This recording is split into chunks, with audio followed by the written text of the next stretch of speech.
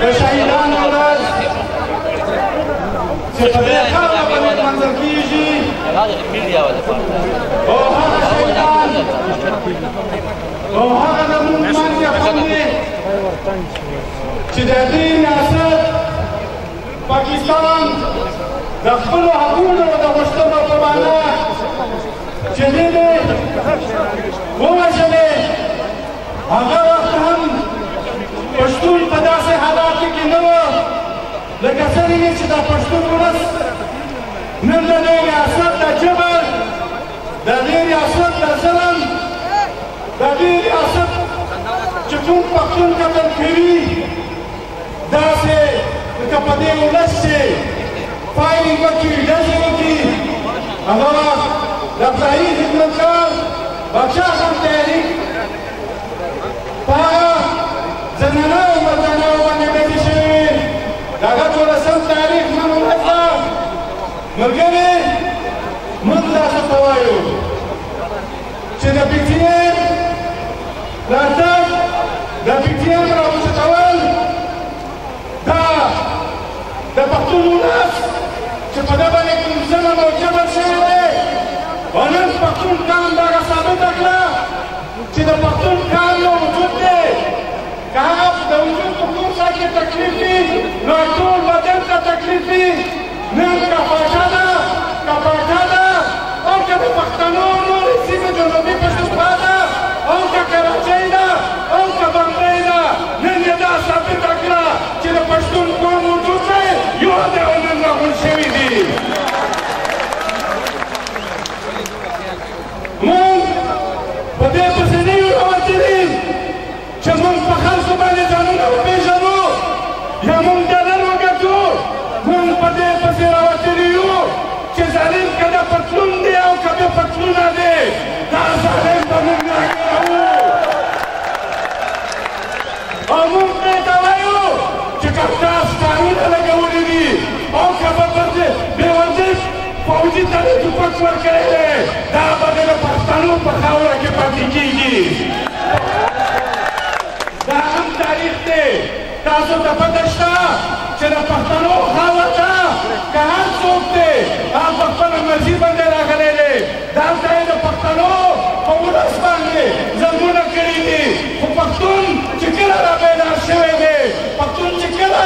د خوبه راوچت شوی دی پښتون د خپل حق لپاره راپسېدلی دی بیا یې پښتون په دې خاوره پاتې شوی دی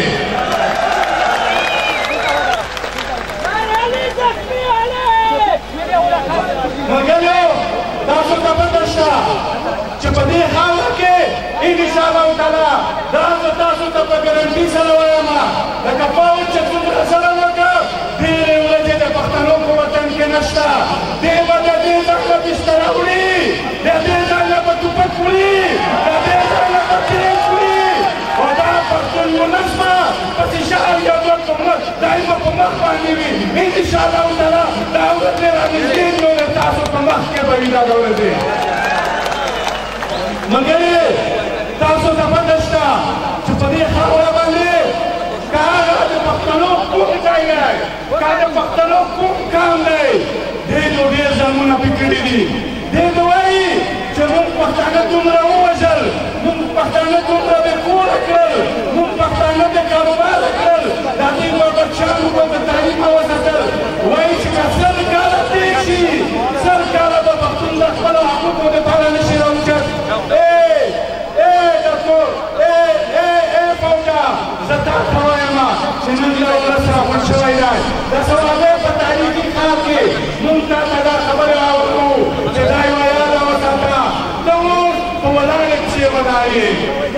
ته به د دې وطنه درومې ولې چې دا د پښتون ولس فرمان دی دا د پښتون ولس مراد دی او دا پښتون ولس فیصله کړې ده چې موږ د نن دې ظلمونو ته نه پرېږدو موږ د بچیانو پښتنو بچیانو وژنې ته نه پرېږدو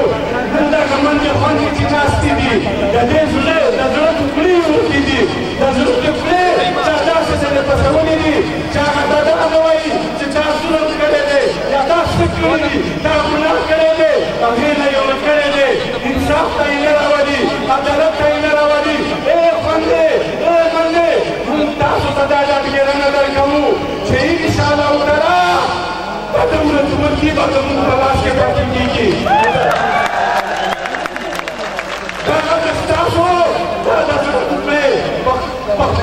پښتون تحفظ مومنټ د دې لپاره راوتلی دی. تاسو ته به انصاف درکوي،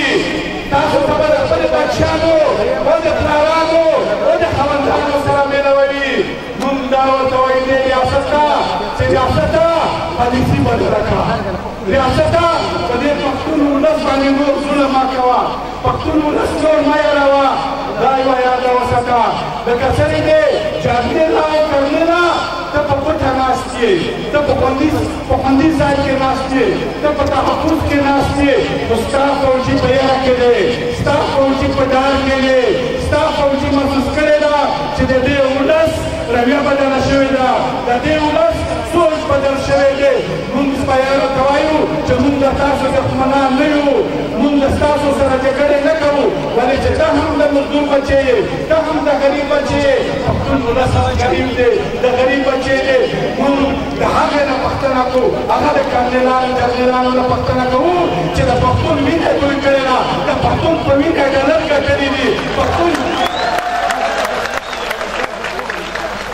د پښتون مینه یې توی کړې ده. پښتون په کام باندې، په وژلو باندې، د بېدره کولو باندې، د کورونو په ورانولو باندې ګټه کړې دي. نن تاسو د یوه میجر زندګي وګورئ چې هغه زندګي کوم ځای ته رارسېدلې ده.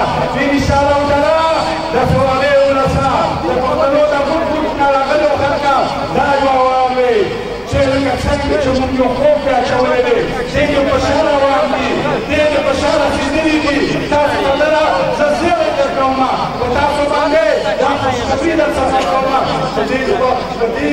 دې علاقه کې به ډېر وخت نه وي، خو موږ دا ورته وایو چې دا خپله ولس چې راپاڅي، دا ستا نه پوښتنه کړي، هغې نه مهرباني دا وکړه چې د دې ځای نه لاړ شه، د دې ځای اختیارات سي بل انتظام یې ته وکړه. پښتون که ایفسي دی، که پولیس دی، که حصهدار دی، که نویز دی، هغې ته اختیارات ورکړه. ای د تا نه د خلکو نفرت شوی دی، ته د خلکو ولس په پم بدله راغلی یې، ستا